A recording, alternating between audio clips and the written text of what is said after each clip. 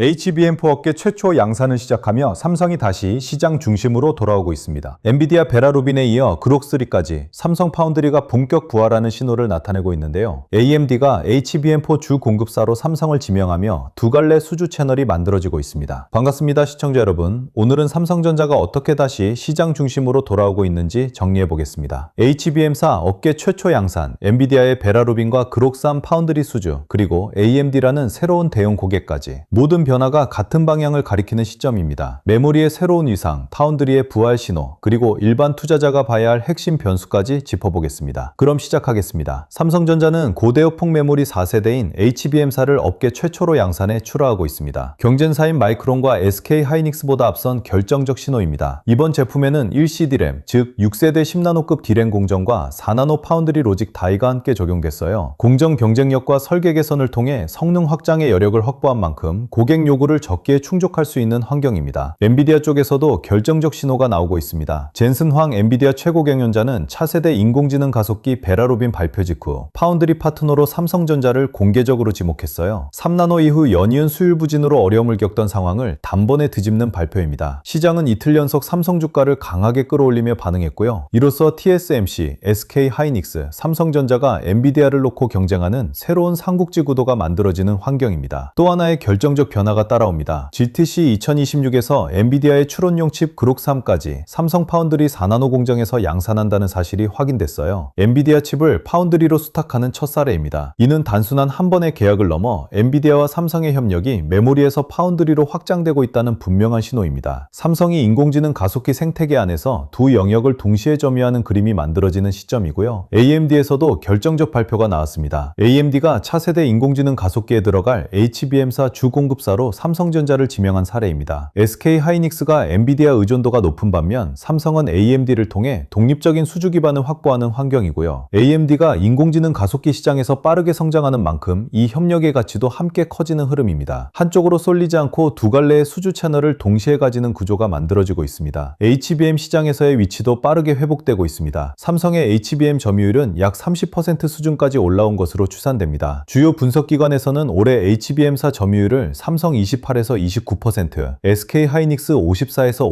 55%, 마이크론 17에서 18%로 전망하고 있어요. 한쪽으로 쏠려있던 시장 구조가 다시 삼각구도로 재편되는 그림이고요. 삼성은 1CD램 공정과 4나노 파운드리 로직 다이를 적용한 기술 우위를 분명히 내세우고 있습니다. 일반 D램 시장에서도 의미 있는 변화가 나오고 있어요. 삼성전자는 올해 1분기 기준 전체 D램 시장에서 1위 자리를 되찾았습니다. DDR5 가격이 큰 폭으로 상승하며 수익성도 빠르게 개선되는 흐름이고요. 공급 부족 환경에서 삼성이 분명한 가격 결정력을 회복한 모습입니다. HBM과 일반 D램 양쪽에서 동시에 회복이 진행되는 환경입니다. 실적 전망에서도 분명한 그림이 그려지고 있어요. 삼성전자는 올해 HBM 매출이 직전 연도 대비 3배 이상 증가할 것으로 보고 있습니다. 일부 증권사 분석에서는 영업이익 기준 6배 이상의 증가까지 거론됩니다. 이를 위해 평택 피사 공장의 파운드리 라인 일부를 HBM4 생산용으로 전환하는 결정도 이미 내려졌어요. 공장 라인 전환은 회사가 수요에 분명한 확신을 가졌을 때만 진행하는 결정입니다. 다음 단계의 카드도 준비되어 있어요. 삼성전자는 HBM4에 이어 HBM4E의 샘플 출하를 올 하반기로 예정하고 있습니다. HBM4E는 동작 속도와 대역폭, 전력 효율을 한층 끌어올린 차세대 제품이고요. 거기에 2027년부터는 고객사별 요구에 맞춘 맞춤형 HBM 샘플링도 시작할 예정입니다. 설계부터 최종 조립까지 한 공급망 안에서 해결하는 턴키 솔루션 역량이 삼성에게 분명한 구조적 강점으로 자리 잡는 환경이고요. 비메모리 부문에서도 분명한 변화가 시작되고 있습니다. 삼성 파운드리는 외부 고객들과의 신규 수주 논의가 활발하고 짝수 라인업이라 불리는 2나노, 4나노, 8나노 공정에서 성과가 기대된다는 평가입니다. 평택 피사팹의 파운드리 라인을 HBM 생산으로 전환하는 결정은 메모리에 힘을 실어주는 한편 남아있는 파운드리 자원을 핵심 고객에 집중하는 전략적 판단으로 읽힙니다. 파운드리의 만성 적자가 줄어드는 시점이 가까워지는 환경이고요. 큰 그림에서 보면 반도체 업황 자체가 슈퍼사이클의 정점 구간에 들어서는 분위기입니다. 세계 반도체 무역 통계기구는 올해 글로벌 반도체 시장이 전년 대비 25% 이상 성장해 약 9,750억 달러 규모에 달할 것으로 전망하고 있어요. 일부 분석에서는 올해 안에 1조 달러 돌파까지 가능하다고 보는 시각도 나옵니다. 인공지능 가속기 수요가 폭증하며 그 안에 핵심 부품인 HBM 수요도 함께 폭증하는 환경이고 삼성은 메모리와 파운드리 양쪽에서 직접 수혜를 받는 위치에 있습니다. 삼성전자의 진짜 변화는 사실 비메모리에서 일어나고 있어요. 메모리에서 아무리 돈을 벌어도 비메모리에서 까먹는 구조가 반복되면서 시장이 삼성전자의 디스카운트 디스카운트를 적용해 왔습니다. 다만 이번 회복 국면은 비메모리 적자가 축소되는 시점과 정확히 겹치는 그림이고요. 비메모리가 흑자로 전환되는 시점이 오면 시장의 시각 자체가 한 단계 위로 올라설 가능성이 큽니다.